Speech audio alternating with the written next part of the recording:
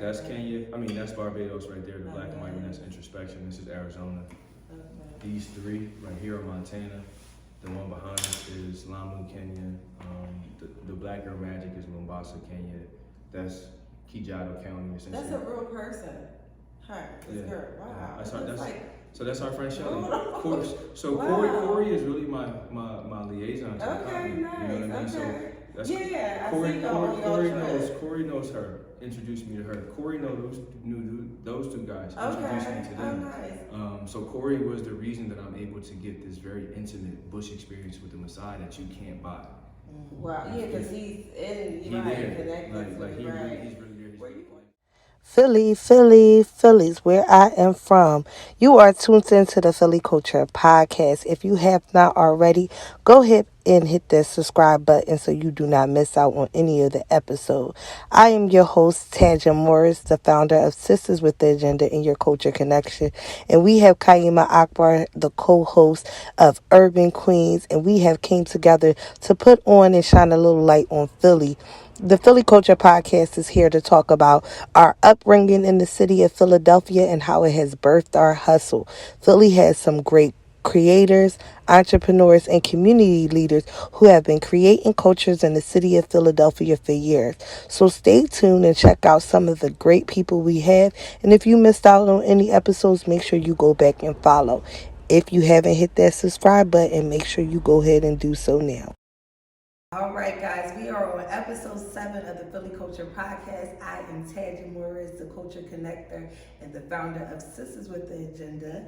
And we are here with Steve, the owner of Ubuntu Art Gallery in Germantown area.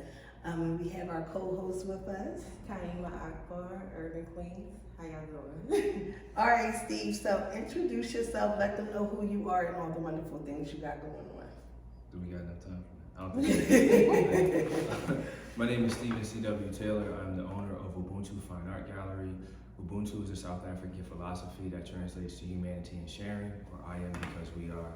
I had the idea to open a fine art gallery to share the humanity that I've captured through my lens directly with my community. I am a photographer, a software engineer. I like to consider myself a philosopher, a thinker, and a seeker of equitability. So, that's kind of me. I've done a lot of different things in my life, and I'm proud of this. I'm really proud of this. Yeah, I'm proud for you. Because stepping in this art gallery just was like I was just blown away. I was blown away, and then just to know that it's in Germantown, growing up in Germantown myself, right up the street from Germantown and Shelton Ave. This is just breathtaking and beautiful. So the Philly Culture Podcast is basically us talking about our upbringing in the city of Philadelphia and how our upbringing has shaped our hustle. So tell us a little bit about your upbringing and what part of Philly you come from and how that has shaped your hustle. I come from Germantown, east side of Germantown. If you're familiar with gang terms, it's Topside, Somerville. I live on Chew Ave in between Locust and Woodland, and I think everybody kind of story start in their house, good, bad, or indifferent, right? Yeah. And I am fortunate, extremely fortunate to have been born to the mother I was born to. So I lived in the hood. I went to Pastorius, but my house wasn't the hood.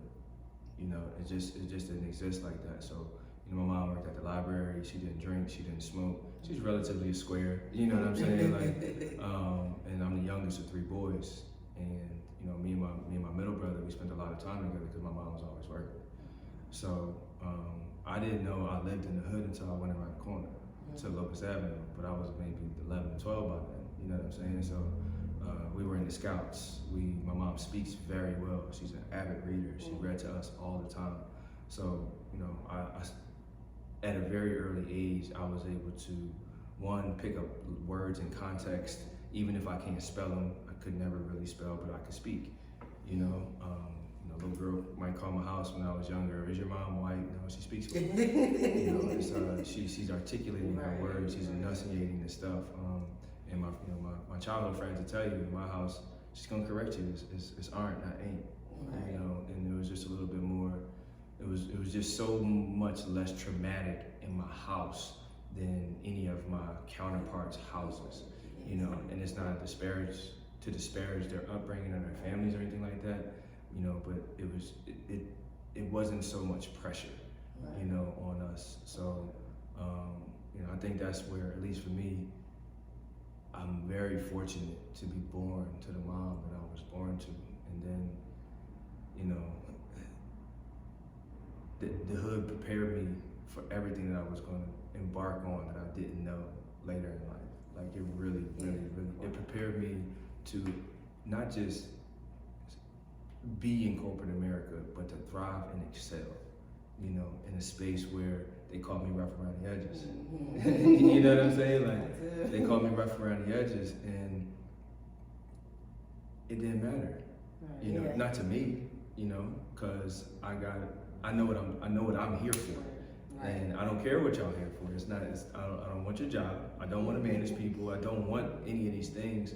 I want to be able to say that I learned these things. I'm part of this culture. I'm part of this ecosystem. And for other people to recognize, maybe not my intelligence, but the fact that I treat people well. You know, my customer service, my ability to learn. You know, so my first thing most of the time was, I don't know. You gotta tell me. So, you know, I'm not faking. You know, so it's much easier for me. And Locust Avenue taught me that. My OG, you know, I ain't had no nut old heads. You know, my old heads. That's very important. You know, my old heads was they were keen on, like, you know, you kind of smart. Right. But I'm an athlete. You know, I like sports. All I wanted to do was sports. You know, my old heads would bet on me to raise crackheads in the summertime. You know what I'm saying? Like, so, you know, it was I just can't. I'm not here without Locust Avenue. You know, and not on some traumatic I overcame and I use them as lessons. No, it provided the blueprint for me to follow, to not be a sucker. To be able to navigate, you know what I mean? spaces and stuff. To literally just not be no sucker. Was your mom from Philadelphia? Yep, my mom grew up at 22nd and Bancroft. Oh, okay. So super North Philly. Right. And then my grandmother and my mom she was older, so this was like in her later years of high school. They moved to Lena Street. Okay. So right around the corner. Okay, My grandma. From the uptown a little bit. Yeah, from north to uptown. And then, you know, when she got married, my mom got married to my pop when she was like 18, 19, maybe 20 or something like that. Yeah. And when they moved from Lena Street, Chew Avenue was cheapest, was the most affordable place for them to live. Okay. And they wound up being integrators. So they integrated the 56.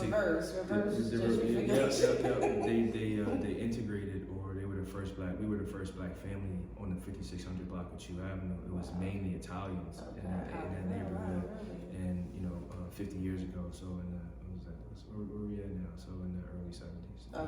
Late 60s, early 70s. Okay. That's powerful. First blacks, and you know, it's funny because a lot of our families come straight out of North Philly. You know, that's where they integrated from or came up from the South from, because that's my history is my grandparents are the first black. Right, I was somebody else. Okay, yeah. That was you, right? And one of the first 3 black families on the Sanham Street, and we still own that property. We're not letting Temple take over, right? Because that's a big part, you know, of history. You know, especially like in your situation, being as though that was an Italian block, and them being the first people. That's part of your legacy, a pride piece that you can carry with you, like you said. Yeah. And I think just also you talking about like your experience in your home, but also the experience of Locust Street. You know, because I come from South Jersey, but I came to Philly like 9th grade and went straight to Germantown High School. Like culture shock. Right? A straight up culture shock, but I always was in North Philly. I always was in Camden. So and I was telling on another podcast how certain Philly culture things, my parents made sure y'all did.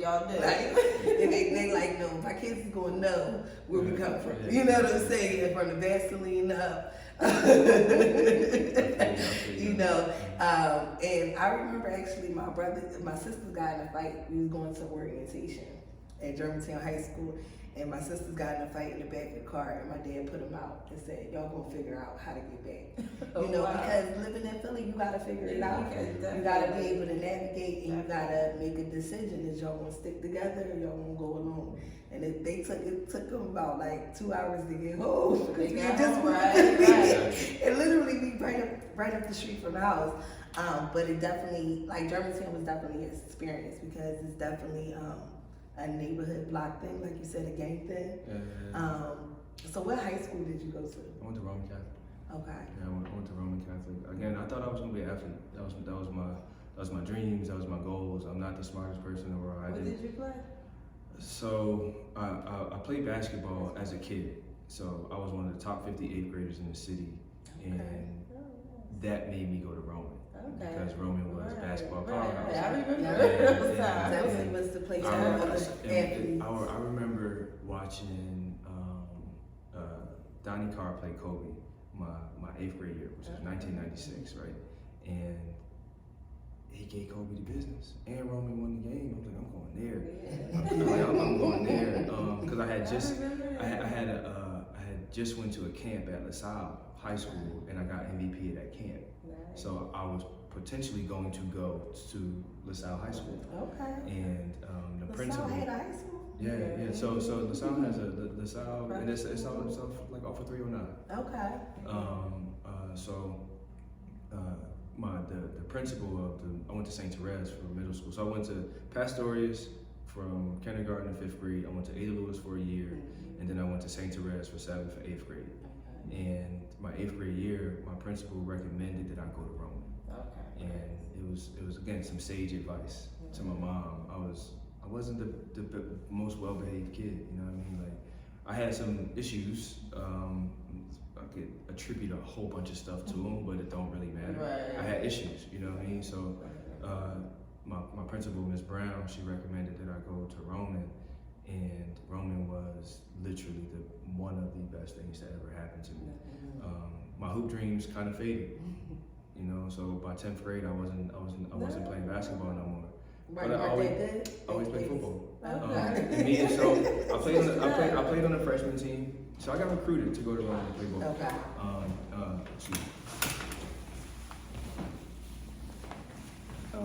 So I got recruited to go to Roman to play ball, and I played my freshman year, and I played my sophomore year. But me and the JV coach, we didn't get along that well, and it was a convenient excuse to kick me off the team because I failed one subject I failed a subject and I failed conduct in one semester at the midterm. So he's like, you can't play. Failed 2 subjects, you can't play. So it was, he was excited to kick me off the team. But I just finished the football season, so I played football too.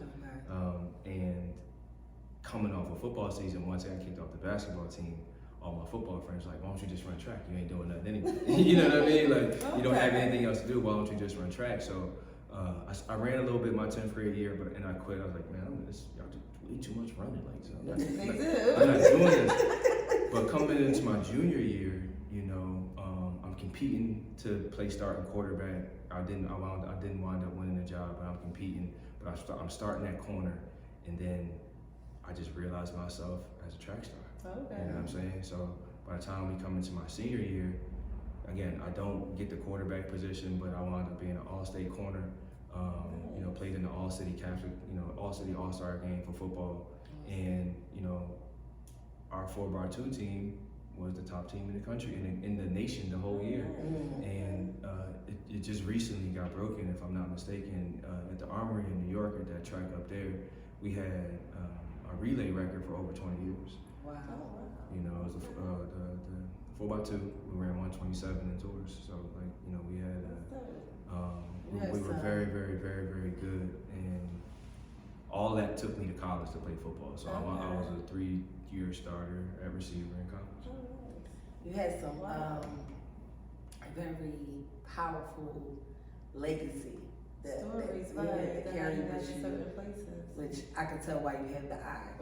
Because all of those skills just connect together, you know.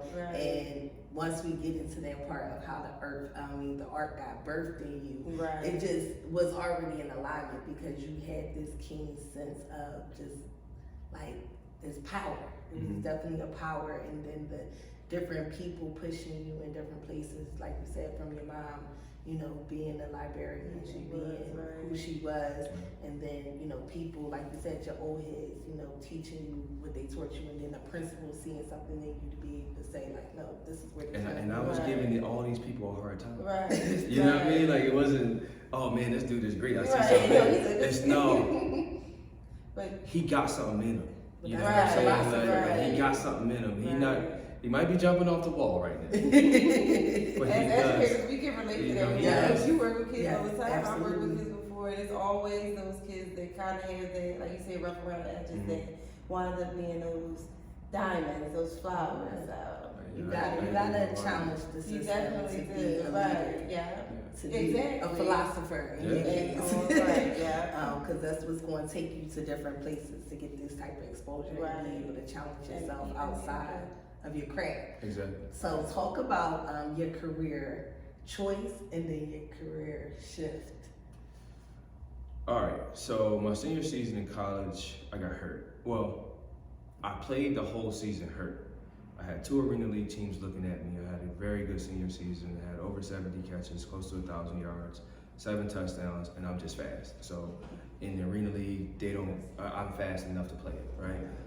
But I had a hole in the back of my kneecap that I played with the whole year, and you know, it was a tough year for me. And after the season, I had surgery, and once I had surgery, both those arena teams kind of bailed on me, and I was like severely depressed. I was probably the most depressed I had ever been in my life because I couldn't move no more. I spent all of my adolescence building my worth, my value, my confidence through my speed, and now I can't run. You know, but it was the first time I was forced to realize my intellect.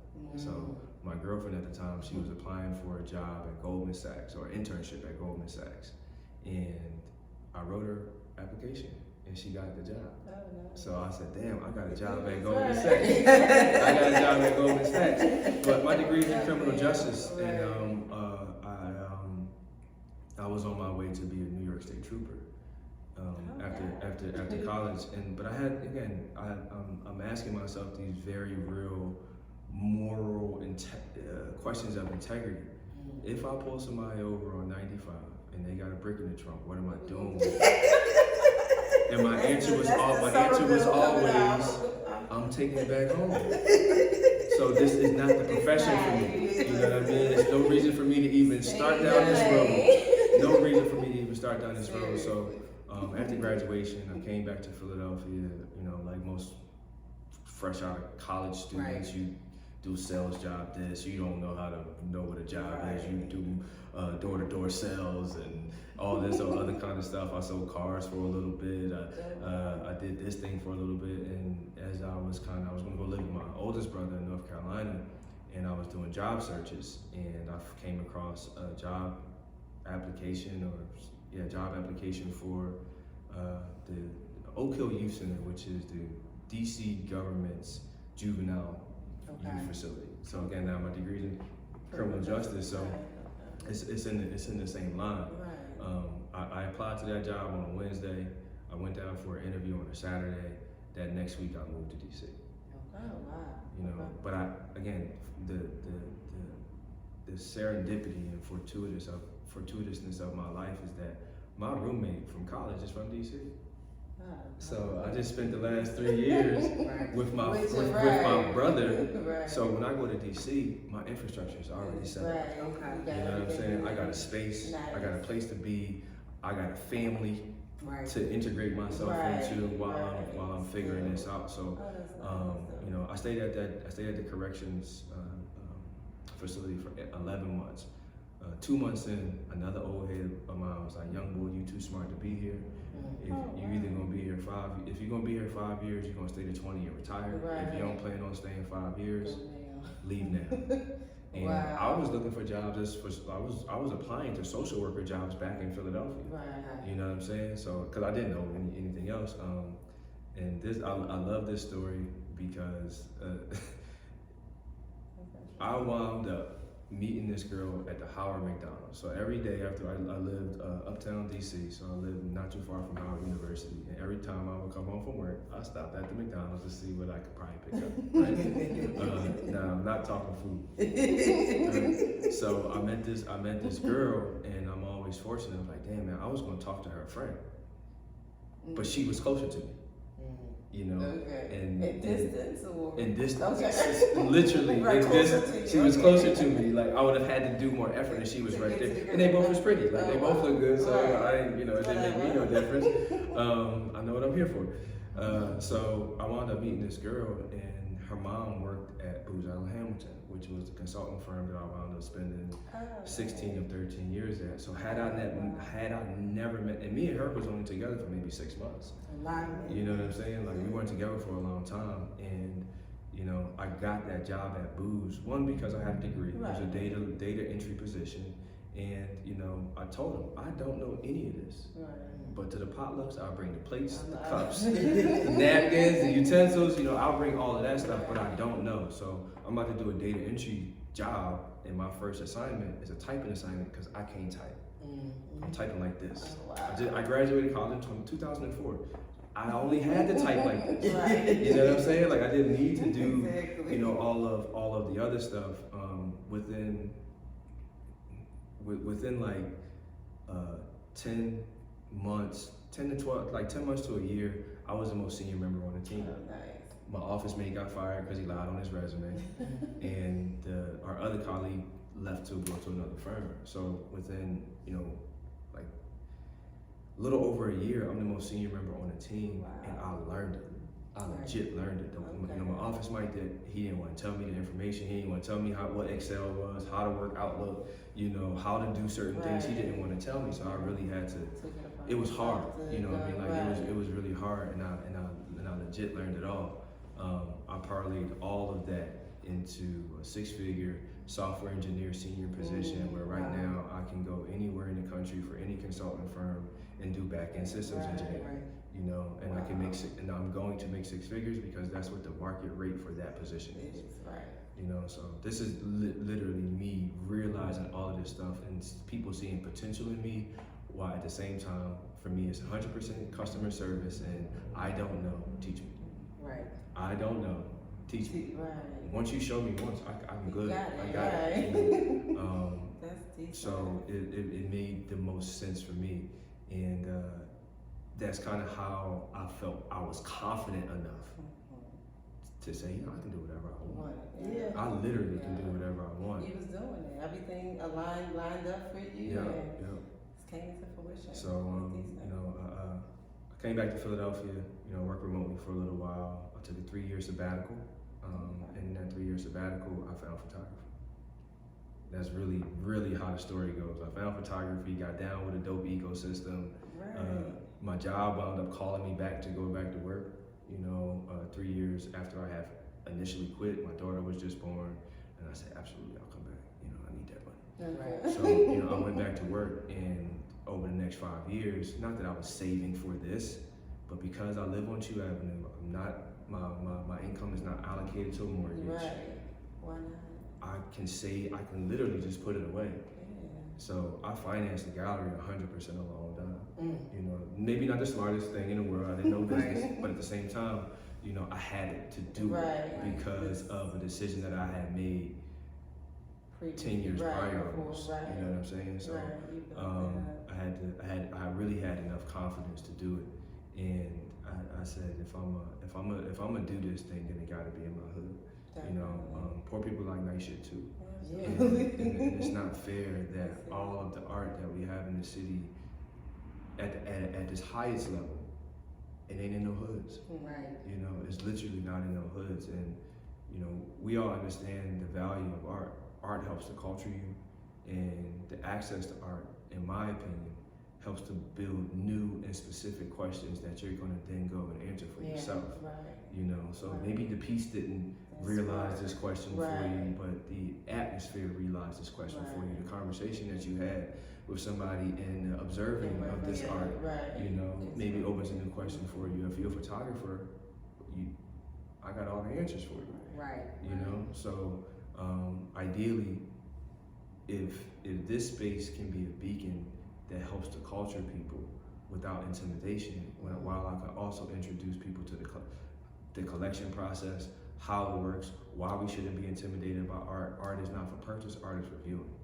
You know, I want to sell everything, but art is for viewing. Right. You know what I mean? So wherever it's at, and that's whether it's music, you know, visual arts, sculpture, pottery, cutting hair, no matter what that is, it's really for viewing, for you to step back and you know, as the artist, see for yourself, Picasso, I like it. You know what I'm saying? Or for your client or your collectors, it's like, you know, damn, thank you for allowing me to provide art to you.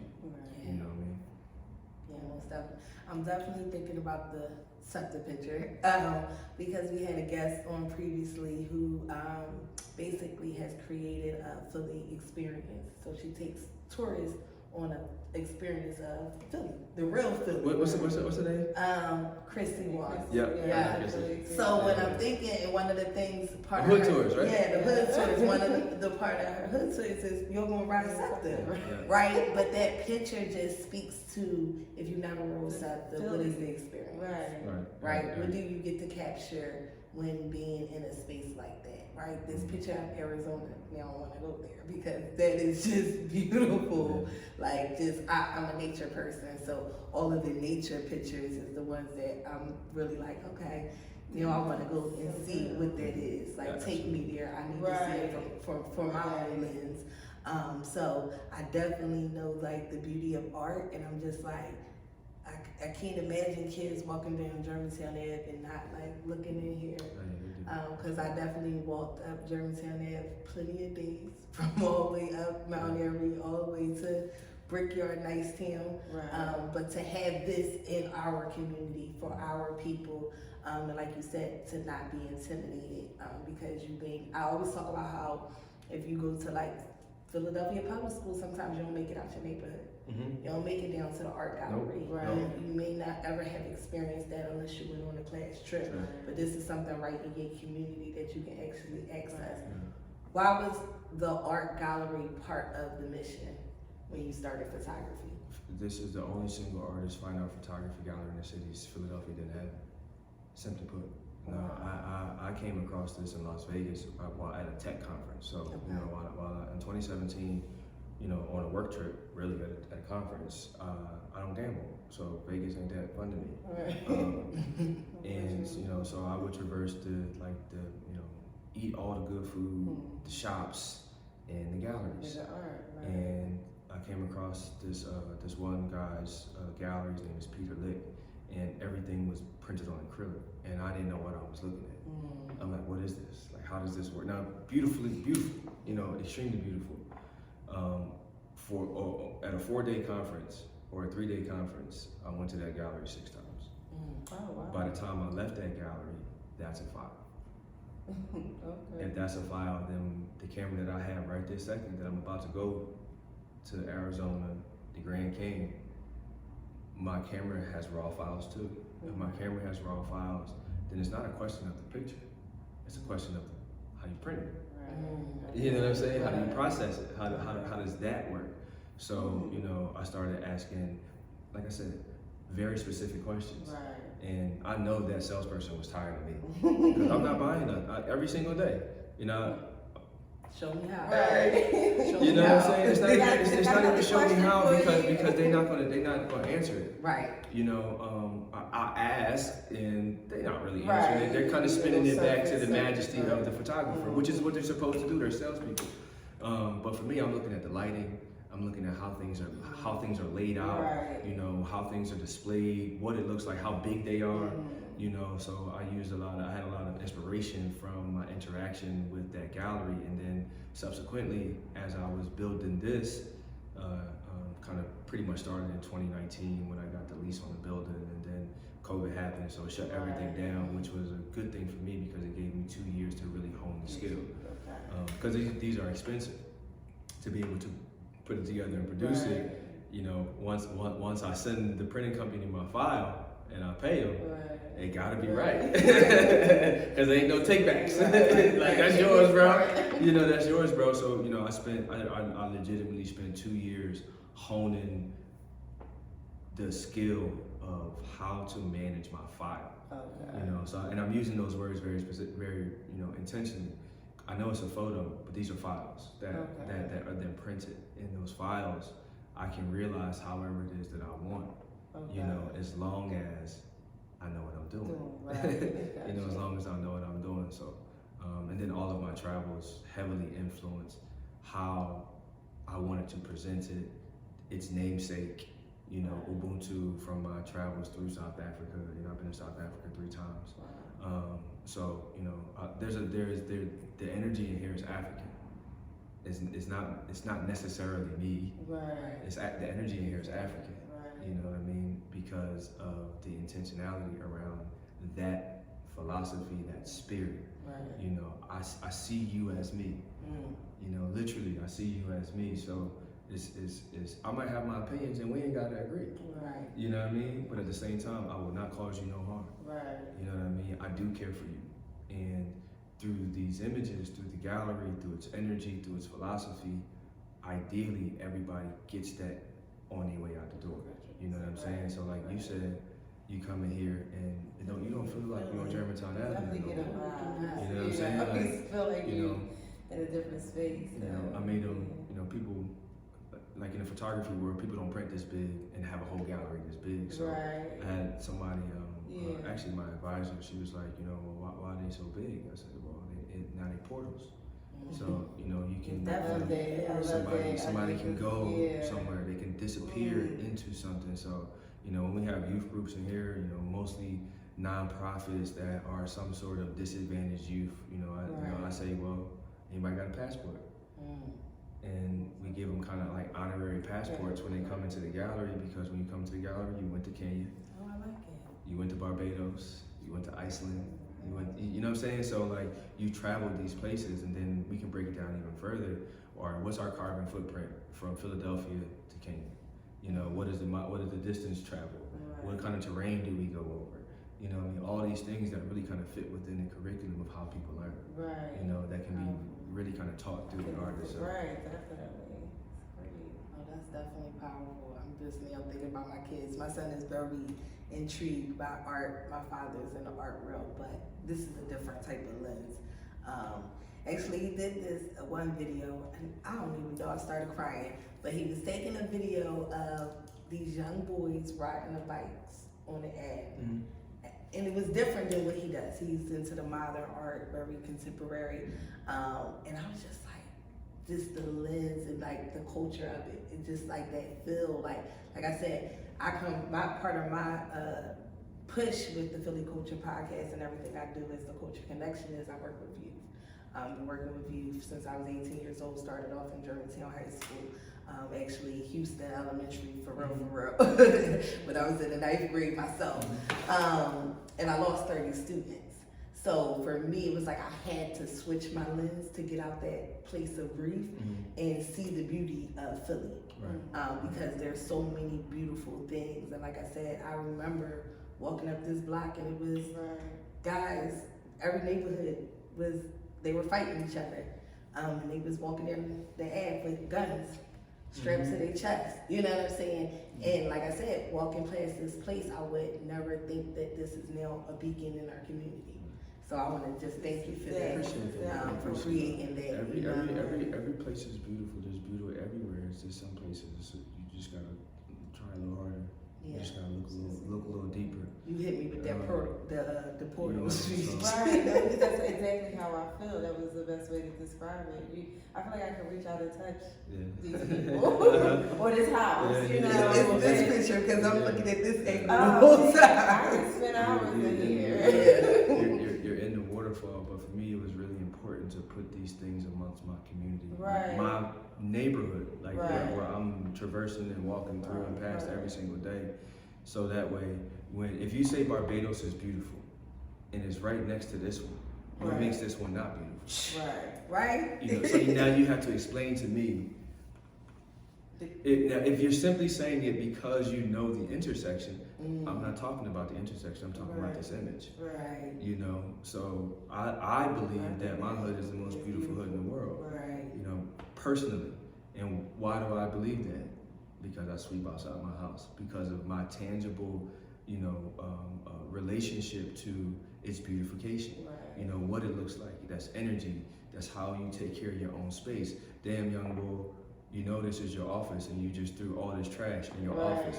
And you spend 16 to 20 hours a day in this office that you don't care about. You know what I mean? Like, even if you're going to be out here that long, don't you want to be out here in a little bit cleaner space? You know what I mean? Like, and it doesn't change what you do.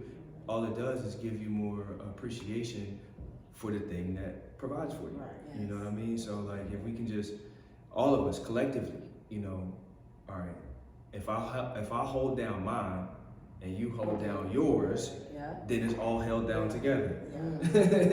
You know what I'm saying?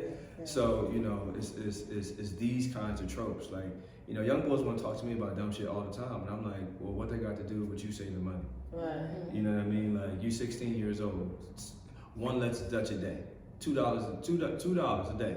Save that $2 a day. By the time you're 70, as long as interest rates stay right, you know, it will compound and you will be close to a millionaire. Not that that's the best way to do it. That's going to take 70 years, but it don't matter. One less Dutch a day. I ain't even tell you to stop smoking. You know what I mean? Like, it's just one less Dutch a day. You know what I mean? So, you know what I mean? Like, and then it's just like, you know, well, what is my conversation with him? What is my conversation to him? And my conversation, especially over the last, you know, 16 months, is come to the gallery. You know what I'm saying? Like, come to the gallery. I had one of my young boys, when I opened, he was booked. And, you know, I saw him maybe 2 months after I had opened. He came home and he was like, you know, damn dog, I seen your joint. I said, then we had the Inquirer article in the Bay, and I was telling my celly, yo, that's my man. And my celly was like, no, you don't know that boy. I said, no, that's my man right there. So like, you know, they're proud of me too. They're going on this journey with me too. My elevation, my success, they like it too. It's for them too, because I'm here. It's not from a distance. You know what I'm saying? So like, I'm not kind of cherry picking. So when shootings happen, I'm affected too. You know what I'm saying? Like, personally affected, not just, oh, I live in the county. Why are they doing that to each other? Now, you know what I'm saying? Like, I'm not preaching from a perch. Like, I'm actually part of this thing, and for me, that's very, very intentional around, like you said, legacy before. I want a plaque on Germantown Ave. And I can't be in Chestnut Hill or in Cheltenham and get a plaque on Germantown. I gotta be in Germantown. You know, even if that means that it's not safe, I'll die for this. Legit die for this. You know what I'm saying? And there is nothing that can dissuade me outside of death to not do it. Because I know it's necessary. Well, that's definitely commendable. Yeah, definitely want to commend you. And I think just also like the education and the conversation piece that you're creating for the youth, because I definitely have a student that I'm going to go pick up off of Chewing Locust. He's in front of that poppy store. Oh, I probably know him. Kareem. Come on down. I often pull up around there. Got mad at him for a while, so I said I'm tired of pulling up in the same spot all the time. His mom passed away, and he actually got kicked out of my school while I was on maternity leave a couple of years ago. And when his mom passed away, he came back and he said, Miss T, my mom liked you because you never backed up off me. Never backed up off me. So, you know, I just like, let me show you what you can do. No, bring him here. Yeah, definitely bring him around. And like I said, I may not know him by name, but I know all of them was by face. Because I live across the street. You know what I'm saying? So like, and for me, like, that's really the crux of it. Right. Y'all got access to something. Like Right. bring a little chick. You come on a date. Tell them you know me. Like, you know what I mean? Stunt. You know what I mean? I'm not talking about something like you gotta be this philosophical thing. Right. No, just come stunt, dog. You know what I mean? Like it's This what my hood created. Right. Yeah. This where I come from. the same exact block that you on. Right. Yeah. The same exact block, you know, is just 20 years prior, or actually, you know, dang, just 25 years prior. 25 years prior, you know what I'm saying? Like I was doing the same thing. You know what I mean? Like, so it's not a matter of what you're doing. It's, well, what else can you do? Yeah. It's not but, it's and. Yeah. You know, so you know that's kind of like my take on it and my philosophy and how we actually reach the youth. You can't reach these young boys by telling them what they can't do. Yeah, absolutely. You know what I'm saying? You gotta reach them by saying what these are the possibilities that you can realize as long as, or if. I'm coming from You know the what I'm same saying? space, so, you know. The same exact space, and I'm here. Right. You know, so and I didn't take it to a different city, a different state. I didn't take it downtown. And that's the whole beauty of the Philly Culture Podcast. It's just bringing light to how we grew up and how we keeping the culture here in our city. And just creating spaces for us to understand that, like you said, it's not about how, it's about and. Adding it into your process and just creating spaces for us to just see our own people and be a role model, and also just giving exposure, like that unlimited exposure to what you can do with your different talents and skills. absolutely. Because, you know, growing up in school, you just, it's like a checklist. Like you can only going to do these things, but there's so much things that you can do, and it's never about a time when you can start, when you can stop, when you can transition into something different. You can do whatever you want when you want to do it, and nobody has ever realized. Everybody is going to have something new to do. Yeah. No matter how old you are, Yes. there's too much in this world. So well, it's nothing. It's something. You just don't know what that is yet. Yeah. You know, but it's definitely something. And don't be so quick to say no, because a lot of times opportunity is hidden in hard work. Right? It's hidden in the shit that you don't want to do. Right? But those things, then maybe I meet you, or now I'm able to build a certain kind of work ethic, a discipline, a skill. All skills are transferable. So you can take one skill and apply it to something else. And hustling being one of the premier entrepreneurial skills, you're a business person, you're a business. You know, so what does it look like if you take one re-up and get an LLC? On the LLC paperwork, you can't put drug dealer. You have to think of something that you might want to be in businesses. It can be as non-complex as t-shirts, or as complex as investing. Who knows? You know what I'm saying? Like whatever business it is that you want to do, just realize it. You know what I mean? Because at the end of the day, what's your record like? You can't get a job. How many felonies you got? You cannot get a job. So if you can't get a job, then you have to pay taxes. If you don't pay taxes, then you can't own property, you can't buy a car, you can't get a bank account. I just want you to be legal in some way, shape, form, or fashion, and hopefully over time, your research into your business gives you less time to be susceptible to the streets. You know what I'm saying? So I don't have no picks, because I'll buy you weed too. You know what I'm saying? Like, I ain't telling you not to do it. You know what I'm saying? Like, let's just do it in a certain way. It's just, you know, it's more to contemplate than just that. Because you're going to be 40 one day. You know, like you're going to be 50 one day. I know a lot of them, you know, they don't think of themselves. They don't think they'll ever make it, you know, to that age or whatever the case may be. And that's a whole nother trauma thing we got to unpack. But at the same time, like, you're going to age out of this. You know what I'm saying? So if you're going to age out of it, what skills do you have to be able to do something once you age out? Well, thank you for joining the Philly Culture Podcast. We definitely did the thing. And this is definitely a space that you want to stop in. Tell them the address, tell them the name and your hours, and anything else you want them to know that you have going on in this space. We are at Ubuntu Fine Art. That's UBUNTU. It is at 5423 Germantown Avenue in the former Cunningham Piano Showroom. So this used to be a piano showroom. Yeah. We're located on the same block as Uncle Bobby's Coffees and Gaffney's Fabrics, right across the street from Germantown Friends School. We are open Friday through Sunday, free to the public, 12 p.m. to 6 p.m.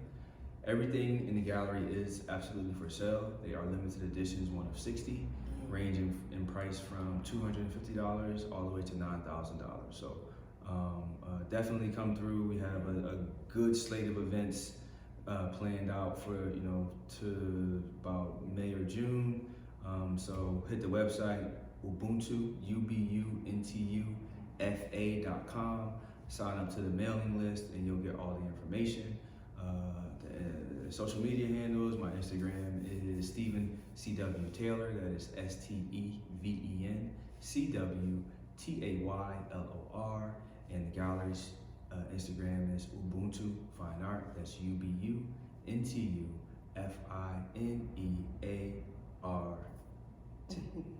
Yes, thank you. Thank you. So Much appreciated.